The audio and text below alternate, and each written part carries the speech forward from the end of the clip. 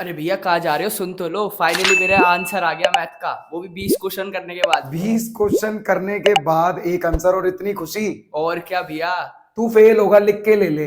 20 question करने के बाद एक आंसर सही आ रहा है, वो भी 12th क्लास में होके मैथ्स का।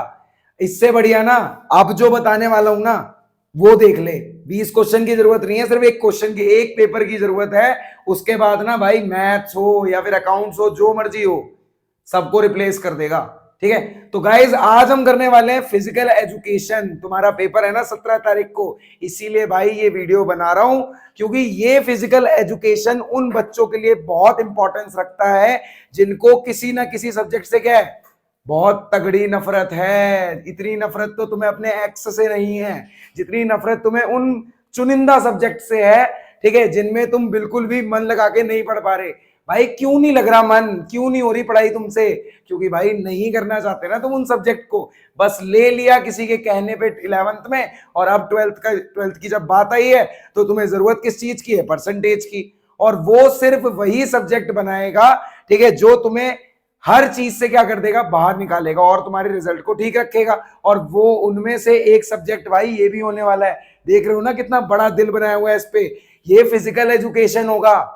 हाँ भाई, जिसको थोड़ी सी भी इंपॉर्टेंस तुमने पूरे साल भर नहीं दी, बुकें पड़ी हुई हैं रद्दी में, उस पे जाले लग रहे हैं, लेकिन भाई यही सब्जेक्ट आज मोस्ट इंपॉर्टेंट होने वाला है उन लोगों के लिए भी जिन्होंने मैथ्स ले ली जोश जोश में, और आज सारा जोश ठंडा पड़ा हुआ है। कहाँ गया भाई? स्टैंडर्ड ली थी 10th में, 12th में, नहीं हो रहा ना अब कुछ भी। कोई बात नहीं, कोई दिक्कत नहीं है अब, कोई दिक्कत नहीं है। अब क्या करना है, सिर्फ एक हमारे पास जो है बैकअप प्लान है। उस बैकअप प्लान को ना मैं तुम्हें बताने जा रहा हूं, साथ में ध्यान से देखना। ठीक है, उन उन क्वेश्चंस को ही बताऊंगा जो मोस्टली रिपीटेड रहे हैं। 1.5 घंटे, 1.5 से 3 घंटे एनालाइज किया है सिर्फ मैंने।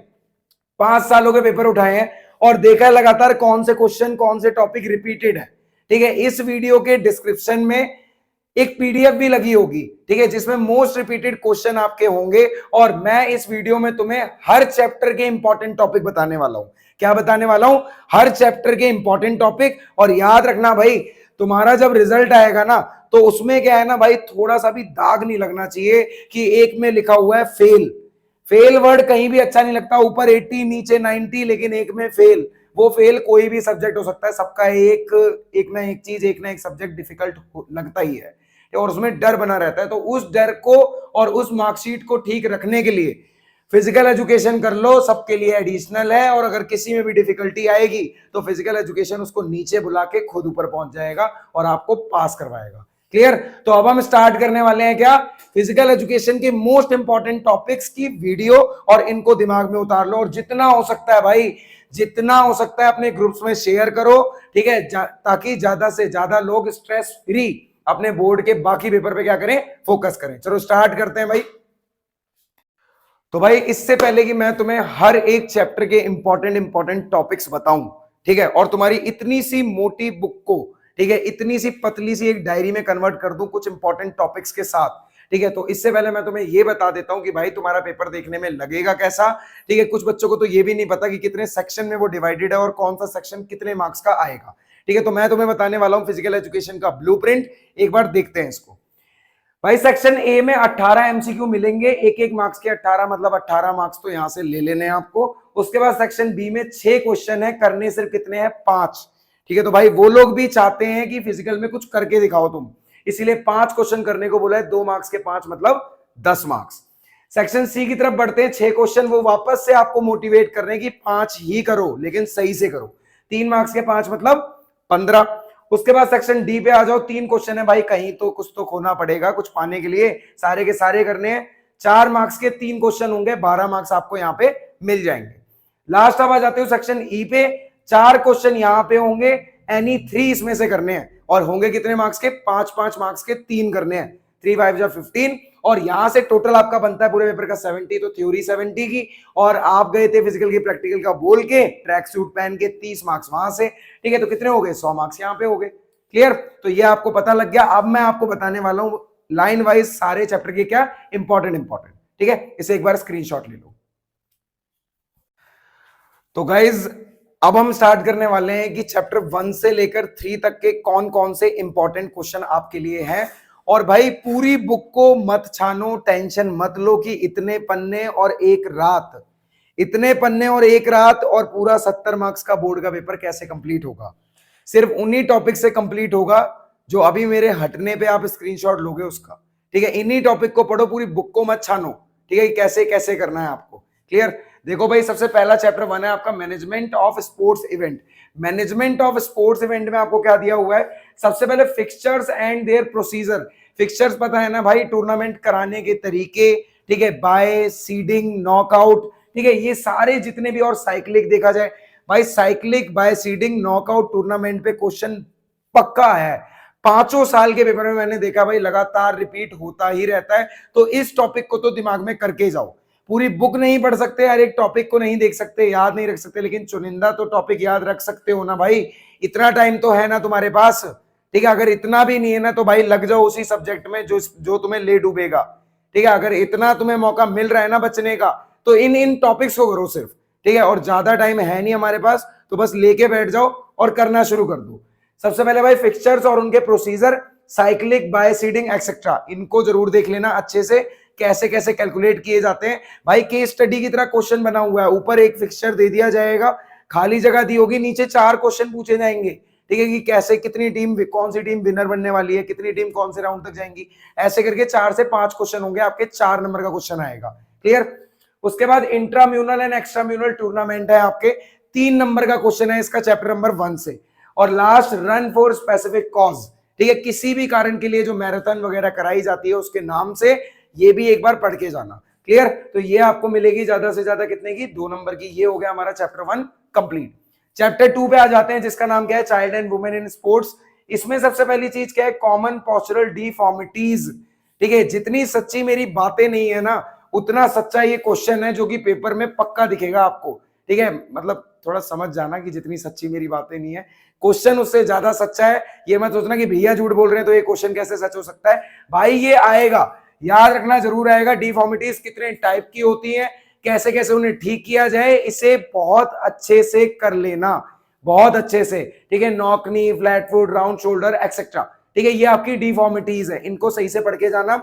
उसके बाद इनके करेक्टिव मेजर, इनको ठीक कैसे किया जाएगा, क्या कदम उठाए जाएंगे, क्लियरली, ठीक है। और देखा जाए यहां पे आपको क्या हो जाता है, फिर आता है आपका menarche and menstrual dysfunction, special consideration topic है आपका, और इसमें मेनार्क और मेंस्ट्रुअल डिसफंक्शन है। ये आजकल की लड़कियों में ये प्रॉब्लम ज्यादातर देखी जा रही है, ठीक है, बिकॉज उनका लाइफस्टाइल कुछ ज्यादा ठीक नहीं है। तो इस टॉपिक को पढ़ लेना भाई, ये ट्रेंडिंग में आया नहीं है, लेकिन ये मैं खुद से बोल रहा हूं भाई, इसे जरूर पढ़ के जाना, clear. Female athlete triad, eating disorders, ठीक है, इसमें ईटिंग डिसऑर्डर आता है और 1-2 और डिसऑर्डर्स हैं, वो भी एक बार पढ़ लेना, चैप्टर 2 के ही है, ठीक है। तो ये चैप्टर 2 के 3 इंपॉर्टेंट हो गए, और यहाँ पे आपके चैप्टर 2 का बिल्कुल खत्म, क्लियर। तो इसमें से देखा जाए पोस्चरल डिफॉर्मिटीज 5 नंबर की आ सकती हैं। उसके बाद menarche and menstrual dysfunction, special consideration दिया गया है इसको 3 नंबर। उसके बाद female athlete triad, eating disorder, ये 4 नंबर का आ सकता है, क्लियर। तो यहाँ पे चैप्टर 2 भी हमारा खत्म हो जाता है। चैप्टर 3 की तरफ चलते हैं, योगा एंड प्रिवेंटिव मेजर्स, जो कि हमें लेने पड़ते हैं। योगा भाई बहुत बहुत ज्यादा जरूरी है, पेपर में आएगा योगा चैप्टर से, ठीक है। सो कौन कौन से, इस पे सबसे ज्यादा पूछा गया है, ओबेसिटी, डायबिटीज और अस्थमा। क्या प्रोसीजर है इन्हें करने का, क्या बेनिफिट है, और देखा जाए कौन कौन सी सावधानियां आपको बरतनी पड़ती हैं इन्हें करते टाइम, और आपको क्या क्या चीजें अवॉइड करनी पड़ती हैं, ठीक है। इन्हें जरूर पढ़ के जाना अच्छे से।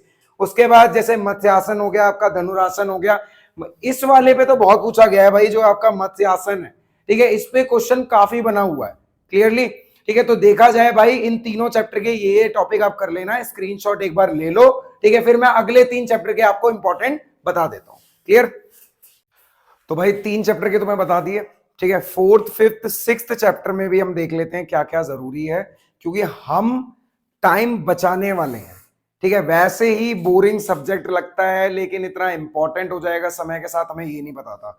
कौन कब अपनी इंपॉर्टेंस बना लेता है ना, वो समय बताता है, ठीक है। और फिजिकल एजुकेशन को देख लो, वैसे तो पूरे साल धूल का ही है, लेकिन अब इसकी इंपॉर्टेंस बिल्कुल सारे सब्जेक्ट से बिल्कुल ऊपर होकर आ गई है, ठीक है।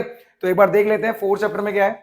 Physical education and sports to CWSN। CWSN आपको पता है, चाइल्ड विद स्पेशल नीड्स, ठीक है, जिनको दिव्यांग भी बोला जाता है। ठीक है, तो आज स्कूल्स में इन बच्चों को भी बहुत ज्यादा मतलब इंपॉर्टेंस दी जा रही है। ठीक है, तो जब स्कूल लेवल पे ये चीजें चल रही हैं, प्रोग्राम चल रहे हैं गवर्नमेंट की तरफ से, तो क्यों वो सीबीएसई के पेपर में क्वेश्चन नहीं पूछेंगे? ठीक है, कॉमन सेंस वाली बात है, मैं तो समझ गया, अगर तुम समझते हो तो ठीक है, इस क्वेश्चन की तरफ देखो। और भाई सबसे प्यारा क्वेश्चन और सबसे इजी क्वेश्चन जो आपके पेपर में मैंने देखा है वो है स्पेशल ओलंपिक्स, पैरालंपिक्स या डीफ ओलंपिक्स। ठीक है, ये जितने भी ओलंपिक्स के आपके टाइप हैं, ठीक है, ये जितने भी हैं भाई, इनका ना एक लोगो बन के आएगा पेपर में।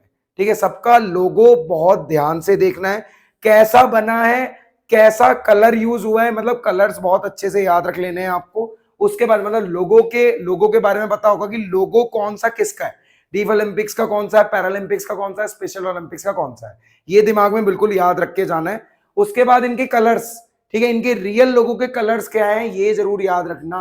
हेल्ड कब हुए, पहली बार कब हुए, और इनके फाउंडर्स कौन थे। ठीक है, ये चार चीजें मैंने क्यों बताई है, आप पिछले साल का पेपर उठा के देखो, पिक्चर बन के आई हुई है। ठीक है, पिक्चर बन के आई है और उसके नीचे चार क्वेश्चन है, एक एक मार्क्स के और एक एक वर्ड के। सिर्फ पिक्चर को देख के, जो पिक्चर को सही से याद करके जाएगा वही पिक्चर को सही से बना के आएगा। ठीक है, मतलब पिक्चर को बहुत सही से देख के आएगा। और याद रखना भाई, अगर तुमने पिक्चर अभी याद रख ली है, ठीक है, तो तुम्हारी पिक्चर भी सही रहेगी बोर्ड में, याद रखना भाई। ठीक है, तो ये जरूर देख लेना भाई, ओलंपिक्स वाला जितना भी खेल है आपका। एडवांटेज भाई फिजिकल एक्टिविटीज के CWSN, अगर आप उन बच्चों को फिजिकल एक्टिविटीज कराते हैं तो उसके एडवांटेज क्या होंगे ये पढ़ लेना। CWSN का तो पूरा टॉपिक पढ़ के जाना है आपको। ठीक है, इन बच्चों के लिए बहुत जरूरी है। उसके बाद strategies to make physical activities for CWSN, कौन कौन सी स्ट्रेटजीज का आप यूज करोगे कि उनके लिए फिजिकल एक्टिविटीज को बढ़ावा दिया जाए। ठीक है, तो ये हो गया आपका भाई चैप्टर 4 के 3 इंपॉर्टेंट टॉपिक हैं, इनको अच्छे से कर लेना। उसके बाद चैप्टर 5 पे आते हैं जो कि है स्पोर्ट्स एंड न्यूट्रिशन। इसमें क्या है, balance diet and nutrition. Balance diet बहुत जरूरी है। आजकल के टाइम पे सब लोग अपने काम में लगे रहते हैं और उस चीज में क्या कर लेते हैं, अपना जो साइकिल है ना वो पूरा बिगाड़ लेते हैं। ठीक है, स्लीपिंग साइकिल बेकार है, खाना पीना बेकार है। ठीक है, तो मेनली हमें चाहिए होती है balance diet.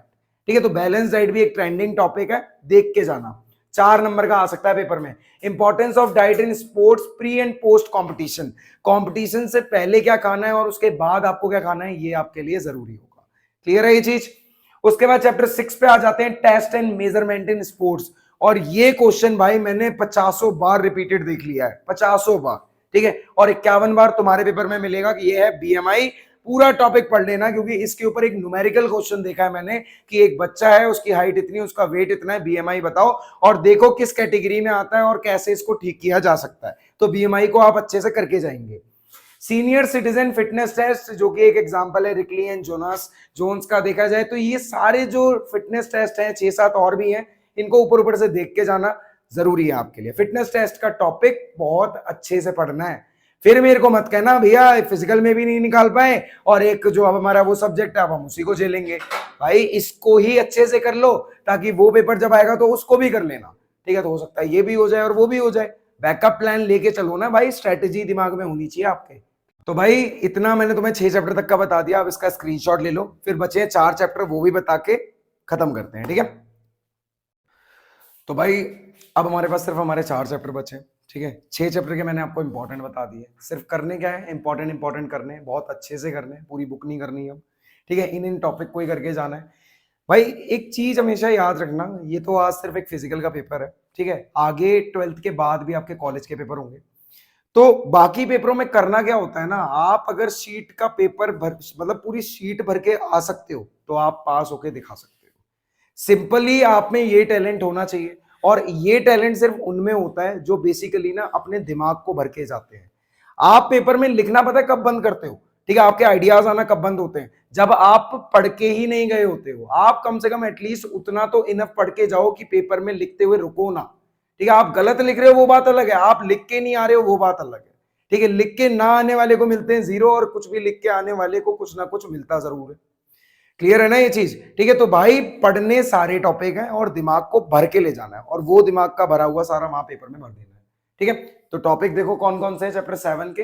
Physiology and injuries in sports. ठीक है, पहला effect of exercise on muscular system. Muscular system का टॉपिक बहुत जरूरी है। एक्सरसाइज का हमारे मस्कुलर सिस्टम पे क्या क्या इफेक्ट पड़ता है ये पढ़ के जाना। ठीक है, 3 मार्क्स का आया हुआ है ये। स्पोर्ट्स में इंजरीज जैसे बोन का फ्रैक्चर होना। ठीक है, और देखा जाए पिक्चर बन के आएगी आपकी एक। ठीक है, कि ये बोन में फ्रैक्चर हुआ है, ये मसल में हुआ है, ठीक है, अब बताओ ये कौन सा टाइप है, इसे कैसे ठीक करना है, ये वो 2-3 क्वेश्चन लगे होंगे और ये 4 मार्क्स में आता है। ठीक है, पिक्चर देख के ही आपको चारों क्वेश्चन का क्या देना होता है, जवाब देना होता है। तो भाई जो भी ऐसे देखोगे ना, इनकी पिक्चर्स को याद रखना, ठीक है, क्योंकि पेपर में आते जरूर है और ये सबसे इजी क्वेश्चन होते हैं, जैसे ओलंपिक्स वाला है। ठीक है, उसके बाद चैप्टर 8 में बायोमैकेनिक्स एंड स्पोर्ट्स की अगर हम बात करें, न्यूटन्स के लॉ जो 9th क्लास में 8th क्लास में पढ़े थे, वो थोड़ा सा दोबारा से पढ़ लेना एक बार, और उसके एप्लीकेशन स्पोर्ट्स में कहाँ कहाँ अप्लाई हो रहे हैं। ठीक है, क्योंकि भाई स्पोर्ट्स में आधी तो फिजिक्स ही लग रही है, ये तो पता है ना तुम्हें। ठीक है, उसके बाद इक्विलिब्रियम, डायनेमिक और स्टैटिक दोनों पढ़ के जाने हैं। ठीक है, उसके बाद आता है भाई फ्रिक्शन। फ्रिक्शन का टॉपिक अच्छे से पढ़ लेना। तो ये जो आपका चैप्टर नंबर 8 है ना, बायोमैकेनिक, भाई ये तो पूरा साइंस पे जाता है। ठीक है, थोड़ी सी साइंस पढ़ लेंगे, थोड़ी हमें आती है, हम बना के वहां लिख देंगे। ठीक है, उसके बाद आता है चैप्टर नंबर 9। इसमें से 2 टॉपिक हैं, एक है मोटिवेशन, उसकी टेक्निक्स और उसके टाइप। ठीक है, मोटिवेशन अगर पढ़ने बैठोगे तो उसकी टेक्निक और टाइप जरूर पढ़ के जाना। ठीक है, उसके बाद एग्रेशन। एग्रेशन जो विराट कोहली में हमें देखने को मिलता है। ठीक है, तो तुम्हें भी वही क्या करना है, तुम्हें पेपर में लिख के आना है उसके बारे में। कंसेप्ट एंड टाइप, ये सारी चीजें आप पढ़ के जाओगे इस चैप्टर से, चैप्टर नंबर 9 से। फिर हमारा लास्ट चैप्टर आ जाता है चैप्टर 10, स्पोर्ट्स ट्रेनिंग साइकिल। कौन कौन सी, माइक्रो, मैक्रो, मीसो, ये इनके बारे में एक बार ऊपर ऊपर से देख लेना। फिर types and method to develop endurance. Endurance important topic है आपका, और ऐसे ही इंपॉर्टेंट है फ्लेक्सिबिलिटी। ठीक है, इन सारे टॉपिक्स को अच्छे से कर लेना। ठीक है, और भाई मैं जानता हूं कि जिसने अभी तक कुछ नहीं किया है ना, और ये चाहता है कि मेरी मार्कशीट बेकार ना हो सिर्फ उस डिफिकल्ट सब्जेक्ट की वजह से, उसमें रात दिन काली करने के बाद भी रिजल्ट नहीं आए, ठीक है, तो वो बंदा जरूर फिजिकल में ना अपनी दम लगा के आएगा और पूरा पेपर भर के आएगा। ठीक है, क्योंकि 30 मार्क्स तो स्कूल से मिले हैं, 70 ही तो करने हैं भाई, 70 ही तो करने हैं, और 70 में से 45 और 50 बुरे नहीं होते। ठीक है, मैं अपना ही इंसिडेंट बताता हूं। मैंने 11th में गलती करी थी कि मैंने ले ली C++, कंप्यूटर साइंस ले ली कॉमर्स के साथ। ठीक है, कंप्यूटर साइंस 1% समझ नहीं आती थी। ठीक है, और पूरे साल चला ली, 11th चल गई अच्छे से, वो तो निकल जाती है चीटिंग करके यार, कोई दिक्कत नहीं है, इतना सब कुछ चल जाता है। लेकिन उसके बाद दिक्कत कहां पे आई, जब 12th शुरू हुई। ठीक है, मुझे तो भाई परसेंटेज लानी थी, और भाई पेपर में स्टार्टिंग से ही नंबर आ रहे हैं 5, 10, 80 में से फेल हो रहा हूं मैं समझ गया भाई ये मेरा एक डिसएडवांटेज रहने वाला है कि मैंने गलत कदम उठाया और उसे चलने दिया। मैंने क्या किया, मुझे पता था मैं अपने 4 सब्जेक्ट संभाल लूंगा, मैंने वहां पे जोर दिया फिजिकल पे, और फिजिकल में भाई मेरे सही मार्क्स आए हैं, उस सब्जेक्ट से तो बेटर मार्क्स आए हैं। तो आप उस पर ध्यान दो, मार्कशीट बुरी नहीं लगेगी फिर। क्लियर।